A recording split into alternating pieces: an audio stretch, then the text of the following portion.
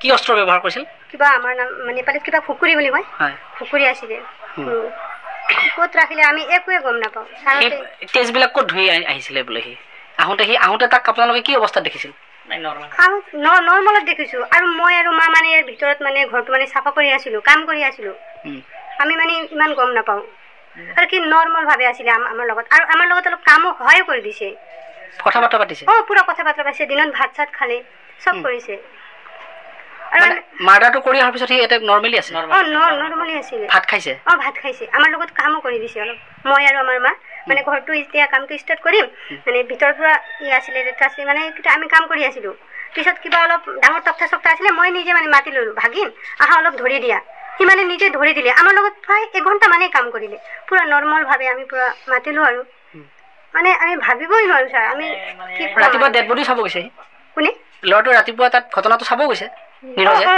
চাব গৈছে আপোনালোকো গৈছে আমিও গৈছোঁ ছাৰ মানে যেতিয়া ঘটনাটো ইয়াত প্ৰকাশ হ'ল আপোনালোকে শুনিলে তেতিয়া তাৰ ৰিয়েকশ্যনটো কেনেকুৱা আছিলে তাৰ ৰিয়েকশ্যনটো আমি দেখাই নাই মানে মই মানে সৰু বাচ্চা আছে চবেই কৈছে মানে ডেড বডি মানে উদ্ধাৰ হৈছে আৰু মইতো পটককৈ যাব নোৱাৰোঁ মোৰ সৰু মানে 2 বছৰ মানে সৰু মোৰ মাহিনা আছে পটককৈ তাক মই এৰিও যাব নোৱাৰোঁ আৰু হাজবেণ্ডে সেই শুক্ৰবাৰ ৰাতি ক'ত আছিলে আহি তাৰপিছত সেইদিনাখন ৰাতি ক'ত থাকিলে সি যোনদিনাখন সি মানে কামটো কৰাৰ পিছদিনাখন ৰাতি আমাৰ ঘৰত থকা নাই ক'ত আছে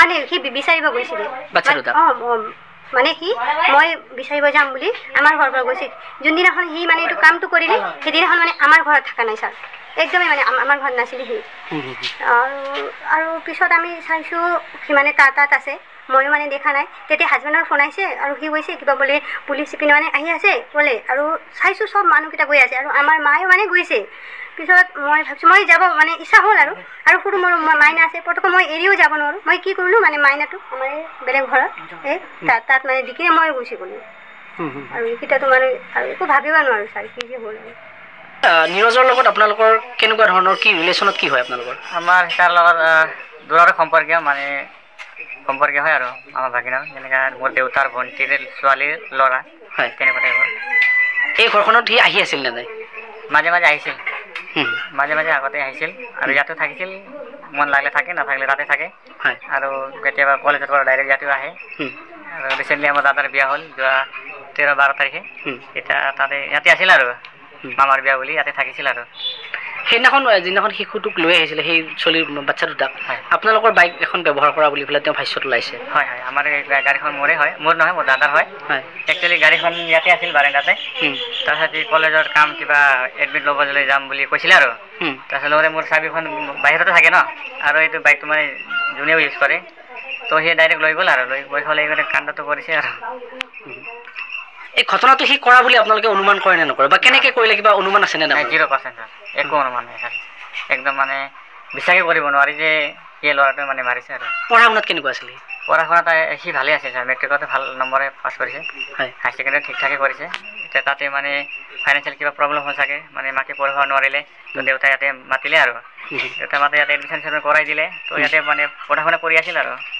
এই হত্যাকাণ্ডটো নিশাৰ ভাগত কৰা বুলি ভাবে নে দিনৰ ভাগত কৰিছিল এইটো আপোনাৰ দিনৰ ভাগতে হয় মানে যিমানখিনি আমাৰ আইডিয়া সেইটো আমাৰ দিনৰ ভাগতে মানে আল্টিমেটলি আপোনাৰ মই 9ৰ পৰা আপোনাৰ 9:30 ভিতৰত হ'ব আৰু বাইকখন কেতিয়া ৰিটাৰ্ণ কৰিছে আপোনালোকক মইতো একচুৱেলি মই এম্বজাৰ চাকৰি কৰোঁ তাতে মানে চেলছমেন হিচাপে কাম কৰোঁ মই ডিউটি আপোনাৰ 9:40-45ত যাওঁ আৰু তাৰ মানে আগতে মানে গাড়ীখন ইয়াতে আছিল আৰু মানে নাই সি ৰিটাৰ্ণ কেতিয়া কৰি দিছে বাইকখন আপোনাৰ মৰ্ণিং 9:45 to এনেকুৱা হ'ব লৈ কেতিয়া গৈছিল বাইকখন আপোনাৰ 8:30 মান হ'ব 8:30 ওচৰ পাছৰে হ'ব আৰু অলপ সিফালে হ'ব পাৰে তাৰ ভাইক কেইজনক লৈ আপোনালোকৰ ঘৰত আহিছিল না অহা নাই ছাৰ নাই এইটো বাহিৰা মানে কাম তাৰ দেউতাকৰ লগত তাৰ কেনেকুৱা সম্পৰ্ক আছিলে তাৰ দেউতাকৰ লগত সম্পৰ্ক ইমান কেনেকুৱা আছিল তাৰ ঠিক ঠাকে আছিল চাগে মানে ফাইনেন্সিয়েল কিবা দিব নোৱাৰিলে চাগে সেইটো অলপ মনত মাইণ্ডছেটটো অলপ মানে চেঞ্জ হ'ল আৰু নেগেটিভ মানে লৈ ল'লে আৰু ল'ৰাটোৱে সিয়ে যে এই হত্যাকাণ্ডটো কৰিছে আপোনালোকৰ সম্পূৰ্ণ বিশ্বাস হৈছে হয় এতিয়া মানে সি নিজে মানে একচেপ্ট কৰিছে আৰু কথা পাতিছিল নে নাই এৰেষ্ট কৰাৰ পিছত তাৰ লগত কিবা আপোনালোকে আমি কৰা নাই পুলিচে কথা পাতিব দিয়া নাই আমি পাতা নাই পুলিচেও দিয়া নাই বুলি দিয়া নাই পুলিচে কিবা আপোনালোকক সোধপোছ কৰিছিল আমাক একো সোধপোছ কৰা নাই একো কৰা নাই আপোনালোকৰ সেই ঘৰখনৰ লগত আপোনালোকৰ সম্পৰ্ক কেনেকুৱা আমাৰ একচুৱেলি মানে কি কয় এইটো আমাৰ দেউতাৰ ভণ্টিৰ মানে যিটো ছোৱালী আছে ন এইটো ভিনি হয়, এইটো ছেকেণ্ড ৱাইফ হয় আৰু।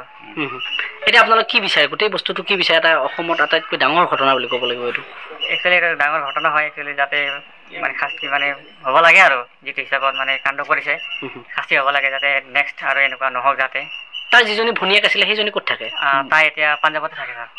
তাই কি কৰে তাতে? তাতে বৰ্তমান ষ্টাডি কৰে। মাকৰ লগত থাকে? মাকৰ লগত থাকে। কিবা যোগাযোগ হৈছে নে আপোনালোকৰ এতিয়া? না না, আমি এনেই যোগাযোগ নকৰোঁ, ইমান যোগাযোগ নকৰোঁ। মাজে মাজে খবৰ চবৰ লোৱা হয়, সেইটোৱে বাছ। ভনীয়েকজনী আহি থাকে নে নাথাকে ইয়াত? না না, তেনেকুৱা মাজতে আহিছিল, এতিয়া মানে ৰিচেণ্টলি গ'ল আৰু গ'ল চাগে কতি বাৰু আপোনাৰ পূজাৰ পিছত গৈছে। পূজাৰ পিছত।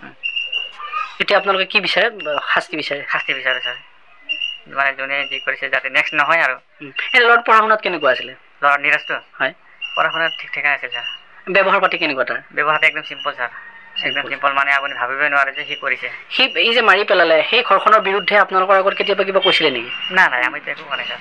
নাই, একো কোৱা নাই ছাৰ। কিবা আলোচনা কৰে নেকি? না না, তেনেকুৱা আমাৰ একো মানে নহয়, মানে কথা বতৰাই নাই, নোহোৱা মানে। আপোনালোকক কিবা কয় নেকি কোনে? ল'ৰাটোৱে? নাই নাই, একো নকয় ছাৰ, একো নকয়। সি ক'ত পঢ়িছিলে এতিয়া? Tangla college first sem. সেই তাৰ পৰা আহি ক'ত, পাঞ্জাৱৰ পৰা যেতিয়া ঘূৰি আহিল তেতিয়া ক'ত আছিলে আহি? তাতে আছিল ছাৰ, তাতে নিজৰ ঘৰত। নিজৰ ঘৰতে? তাৰ মাহী মাকৰ লগত সম্পৰ্ক কেনেকুৱা আছিল? তাৰ লগত? হয়, মাহী মাকৰ লগত? আমাৰ লগত, তাৰ লগত ছেকেণ্ড মাকৰ লগত ঠিক ঠাকে আছিল ছাৰ। ইও মানে নিজৰ ল'ৰা হিচাপে, ইও মা সৰু মা বুলি কয়, ঠিক ঠাকে আছিল আৰু। মানে এই কামটো কৰিব পাৰে বুলি মানে বিশ্বাস হয় নে নহয় আপোনালোকৰ? এতিয়া নিজে মানে একচেপ্ট কৰিছে যদি, এতিয়া সেইটোৱে আৰু। আমাৰতো এতিয়া সৰু ল'ৰা ছোৱালী কেনেকৈ বিশ্বাস কৰিম, মানে বিশ্বাস কৰিবলৈ টান ন। এতিয়া মানে আমি ভাবিবই নোৱাৰোঁ যে ইমান ডেঞ্জাৰ কাম কৰিব বুলি। পুলিচে নিজৰ তদন্ত মতে কৰা মানে ঠিক ঠাক, মানে একদম গুড কাম কৰিছে পুলিচ শাসনে, একদম বঢ়িয়া কাম কৰিছে ছাৰ। যি অস্ত্ৰ ব্যৱহাৰ কৰি হত্যা কৰিছিল সেইখিনি ইয়াতে উদ্ধাৰ কৰিছিল, কেনেকৈ ঘটনাটো কওকচোন বাৰু। এইটো আপোনাৰ মানে যিখন মানে কুকুৰীয়া যিডাল আছিল, এইটো আপোনাৰ বিচনাৰ তলতে আছিল আৰু। তো তাৰ পৰা লৈ পেলাই কাম চাম কৰি পেলাই আকৌ তাতে যেনেকৈ আছিল সেনেকৈ থৈ দিছে আৰু ছাৰ। তাত তেজ লাগি আছিল নেকি? অলপ লাগি আছিল, মই দেখা নাই কিন্তু লাগি আছিল বুলি আৰু। CID কেনেকৈ উদ্ধাৰ কৰিলে? CIDটো মই গম নাপাওঁ, মই তাৰ কথা মতে নেকি? তাৰ কথা মতে মানে যি কৈছে, মানে ছাৰে ডাইৰেক্ট আহি পেলাই বিচনা মান খুচৰা খুচৰি কৰিলে, ভুকুৰি যেন লৈ গ'ল আৰু তাৰ কথা মতে। আপোনালোকৰ পৰিয়ালৰ কোনেও গম পোৱা নাই? কোনেও গম নাপায় ছাৰ এই কথা। মানে দাখন লুকাই থোৱাৰ কথা গম নাপায়? না না, কোনে গম